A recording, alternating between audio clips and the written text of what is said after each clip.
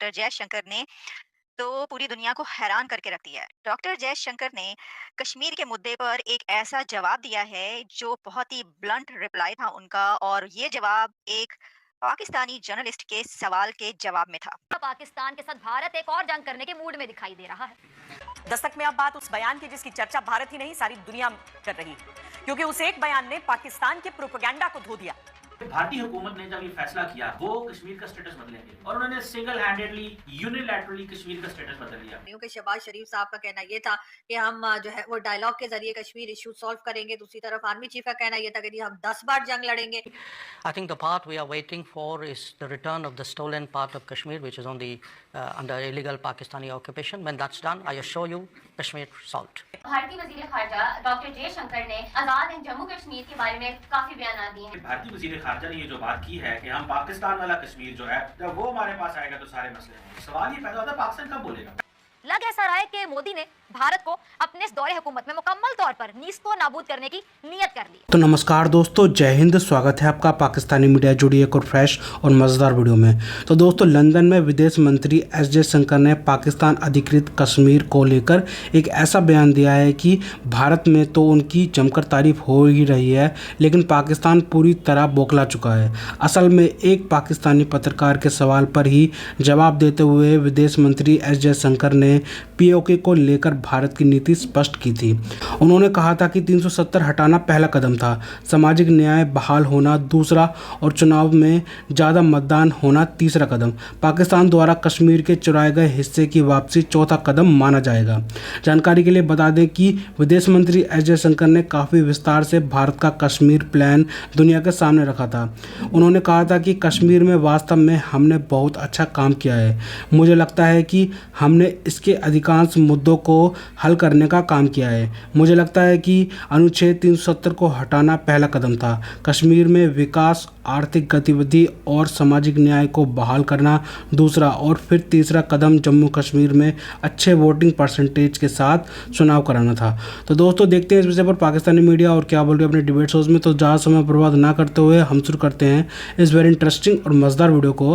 आप जल्दी से हमारे यूट्यूब चैनल को सब्सक्राइब कर दीजिएगा। डॉक्टर जयशंकर ने तो पूरी दुनिया को हैरान करके रख दिया है। डॉक्टर जयशंकर ने कश्मीर के मुद्दे पर एक ऐसा जवाब दिया है जो बहुत ही ब्लंट रिप्लाई था उनका, और ये जवाब एक पाकिस्तानी जर्नलिस्ट के सवाल के जवाब में था।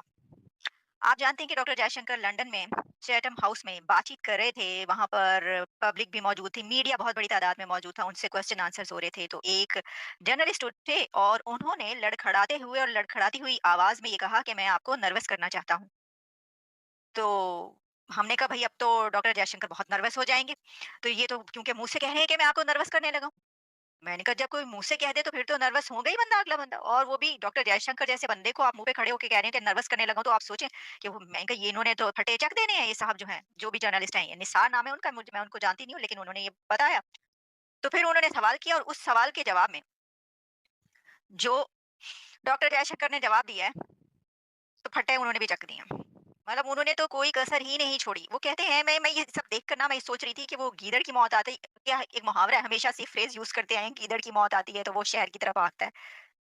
तो हम अपने लिए खुद ही काफी हैं।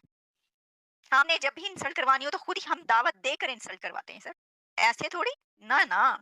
अच्छा, इस आप जो वो जर्नलिस्ट हैं, थोड़ा मैं जरा उसको बता भी तो फिर आप वीडियो भी देख लें। उन्होंने कहा कि मैं आपको नर्वस करना चाहता हूँ, और अब मैं आपको नर्वस करने लगा। और ये बताएं कि ये जो इतनी बड़ी फौज आपने कश्मीर में लगाई हुई है और ये है, तो क्या इसके ऊपर आप बात करेंगे कि ये मुद्दा कैसे हल होगा, या तो साथ में फिर डॉक्टर जयशंकर ने उसके जवाब में बड़े ही बहुत सुकून से, आराम से, बड़ी ही सख्त किस्म की बेइज्जती की। उन्होंने कहा कि हमने जो जो स्टेप्स लिए हैं उसने इस मुद्दे को हल कर दिया है, जैसे कि 370 रिमूव किया हमने, वहां पर इलेक्शन करवा दिए, नंबर 2, नंबर 3 वहां पर इकोनॉमिक एक्टिविटी हो गई वहां पर, और जितनी भी एक्टिविटीज थी वो भी स्टार्ट हो गई। उन्होंने कहा एक आखिरी चीज रहती है, और वो ये है कि डॉक्टर जयशंकर ने कहा कि कश्मीर का वो स्टोलन पार्ट जिस पर पाकिस्तान का कब्जा है, बस अब वो वापस लेना बाकी रह गया, फिर वो सारा मुद्दा हल हो जाएगा।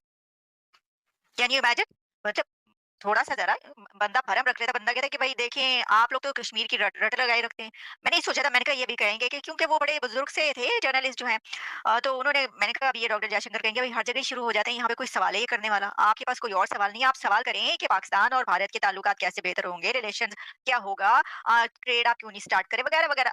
तो ये कहेंगे कि भाई आपने फिर वही वो इसकी कोई रट लगाने की फ़ायदा होता है, आज तक आपको कोई फ़ायदा हुआ है हर जगह पे ये बोलने क्योंकि था लंदन में। मैं ये समझती हूँ क्योंकि ये लंदन में था, ठीक है? वो परदेश में बैठे हुए थे और फिर उठ के उन साहब ने कहा था कि मैं आपको नर्वस करने लगा हूँ। हिज़ एक्सीलेंसी भी साथ में कह दिया उन्होंने, उन्हें लगा कि शायद मैंने कुछ गलत कह दिया तो ऐसा है कि मैं हिज़ एक्सीलेंसी भी बोल देता हूँ। अच्छा मज़ा मुझे ये आ रहा था कि वो जो साहब हैं निसार साहब, वो लड़खड़ा रहे थे, उनकी ज़ुबान भी लड़खड़ा रही थी, तो डरते-डरते उन्होंने सवाल किया, हैं? डॉक्टर जयशंकर भरा भी रख लेते, थोड़ा-सा जवाब भी थोड़ा डरते-डरते दे देते, लेकिन उन्होंने तो बिंदास जवाब दिया। उन्होंने कहा ये हो गया सॉल्व सॉल्व कर दिया उन्होंने मुद्दा कश्मीर का। उनका है क्या? कुछ नहीं, बस अब ये रह गया। तो वही मैंने कहा ना कि अब किसी और की तो दुश्मन की तो ज़रूरत ही नहीं हमें सर, ज़रूरत ही नहीं बस, ये देख लें। अच्छा जी आप लेकिन अब ज़ाहिर है कि इन लोगों ने जो पहले स्टेटमेंट दिया, यानी मैं अपने लोगों की बात कर रही हूँ कि शहबाज शरीफ साहब का कहना ये था कि हम जो है वो डायलॉग के ज़रिए कश्मीर इश्यू सॉल्व करेंगे। दूसरी तरफ आर्मी चीफ का कहना ये था कि जी हम 10 बार जंग लड़ेंगे। यानी दोनों के स्टेटमेंट आपस में मैच नहीं कर रहे थे और लोग यही कह रहे थे कि अच्छा अगर आर्मी चीफ ने ये कहा है कि 10 बार जंग करेंगे और प्राइम मिनिस्टर ने कहा है कि बातचीत करेंगे, तो इसका मतलब है कि जंग की तैयारी कीजिए, लड़ने की तैयारी कीजिए, इसलिए कि प्राइम मिनिस्टर की तो कोई वैल्यू होती नहीं है पाकिस्तान में, तो उनकी बात का क्या है भाई, कुछ भी कह रहे हैं। लेकिन उसके साथ साथ ही हमने ये भी देखा कि भारत की तरफ से भी स्टेटमेंट्स आनी शुरू हुई हैं। अब बीच में तो थोड़ा सा उन्होंने भी ब्रेक लगा दी थी, लेकिन अब फिर एक बार यही बात चिढ़ गई है कि पाकिस्तान से आजाद कश्मीर या पीओजे के जो है वो उन्होंने ले लेना है।